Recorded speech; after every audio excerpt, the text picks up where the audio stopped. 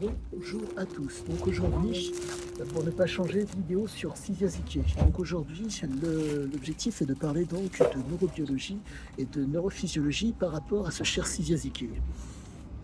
Chose qui est pour moi très importante pour pouvoir faire en sorte de vous donner des éléments de qualité pour que vous soyez dans le juste. Donc, au niveau neurobiologique, nous sommes tous, entre guillemets, nous avons tous deux bras, deux jambes, une tête. En tout cas, ça, c'est la forme, c'est l'aspect physiologique. En tout cas, c'est la physionomie. Au niveau physiologique, donc, vous avez le cerveau, le thalamus, l'hypophyse, le cortex et tout ce qui, entre guillemets, est commun à tous. Quand, au niveau biologique, tout est, entre guillemets, commun et on va dire normal. Dans le cas de Cisiazike, la biologie, je pense qu'elle était entre guillemets commune à tous. Mais de par le fait que le père était albanais et que la mère était grecque, il y a eu, si je puis dire, au niveau physiologique, une adaptation bien spécifique. Pour résumer la chose, je vous parle fréquemment du déterminisme. En un mot, vous avez donc le père et la mère qui donnent donc leur gène. À la suite de ça, vous avez donc une prédisposition qui peut s'exprimer dans dans un environnement et de par le fait qu'il y a des comportements particuliers autour de soi et qui permettent un développement spécifique. Et j'ai l'intime conviction que Cisiazike était, comment dire, nombre de choses qu'il a pu faire ont été le fait de ces gènes, entre autres albanaises. Je me répète, le père est albanais, le père était légionnaire. Et il faut savoir que les Ottomans étaient passés donc par l'Albanie et résultat, si je puis dire, de mémoire, dans le cas de la famille de Zike, le père de Zike est originaire d'une ville qui s'appelle Vlora. Il faudra que je regarde au niveau géographique comment ça se présente, mais je commence à avoir l'intime conviction que Vlora est une ville où, si je puis dire, il y a énormément, si je puis dire, de réactivité envisageable. Et quand je dis réactivité, si je puis dire, matière à devoir être dans le, comment dire, dans le conflit. Mais le conflit est bien spécifique. Compte tenu du comportement de Zike et du comportement des Albanais qui cherchent vaille que vaille à être autonomes et qui ont cherché à être indépendants, je vois que le comportement de Zike reflète ce comportement.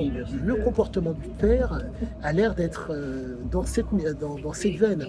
Rappelez-vous, le père est allé donc au Maroc. Le royaume du Maroc était un royaume qui, à l'époque, était donc un royaume qui était un protectorat, donc, si je puis dire, qui était autonome, mais pas indépendant.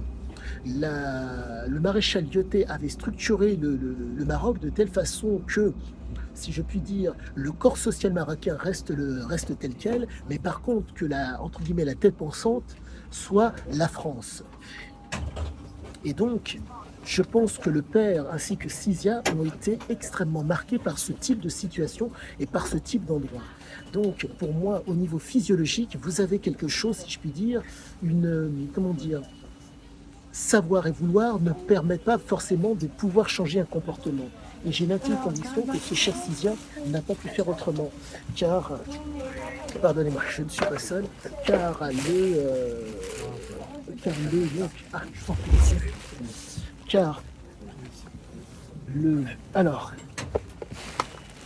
car pardonnez-moi, car entre guillemets, le père et la mère ont certes donné une autonomie à l'enfant, pas des gènes réminiscentes, des gènes qui faisaient qu'il était extrêmement réactif et qui donnent ce gamin, si je puis dire, agressif et encore agressif, qui avait du mal à être, à se canaliser. Il faut comprendre que Cisiazike a constamment été dans la commande et très rarement dans le contrôle. Les seuls moments où il était dans le contrôle, c'est lorsqu'on lui livrait une information.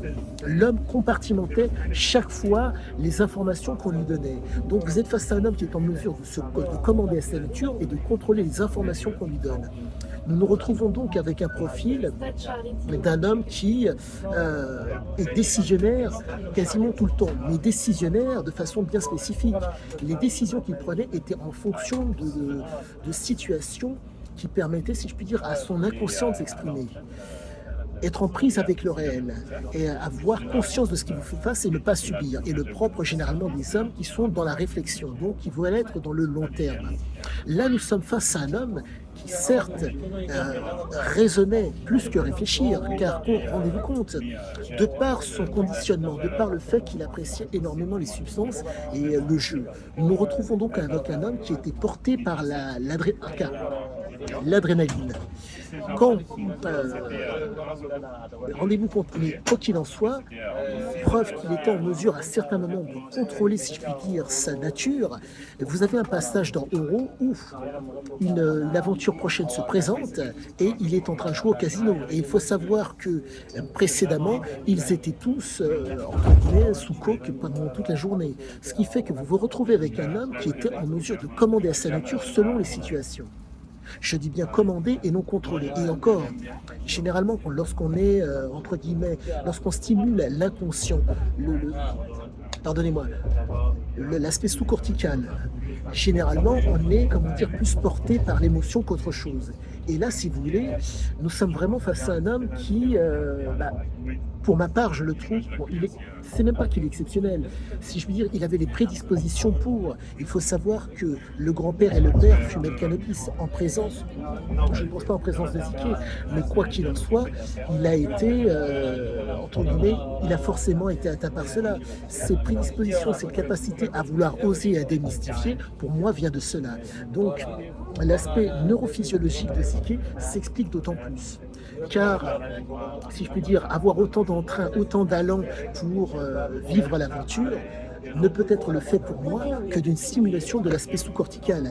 Il n'a jamais travaillé au cours de sa vie. Il a toujours cherché à être un exploiteur, donc à exploiter sa vie. Et qui plus est, comportement qui est typique des gens qui, entre guillemets, dont l'aire tegmentale ventrale libère énormément de dopamine, il était dans l'incapacité de s'arrêter. Et les seules fois où il s'arrêtait, c'est lorsque il y avait on risquait, comment dire, sa liberté était en jeu, ou qu'on risquait de lui donner de l'aide. Rappelez-vous, malencontreusement, les toxicomanes ont cette, comment dire, fâcheuse tendance à ne pas pouvoir, entre guillemets, s'arrêter lorsque l'épuisement arrive. Sizia Ziké, fait exceptionnel, à moi qu'il ait menti, ce que je ne crois pas compte tenu de mes nombreuses relectures et des à côté que je fait partie de cette minorité de gens exceptionnels qui sont en mesure de se contrôler un tant soit peu dans l'épuisement. J'en reviens à l'homéostasie. L'homéostasie, vous avez donc à la suite de ça la phase d'alerte, la phase de résistance et l'épuisement.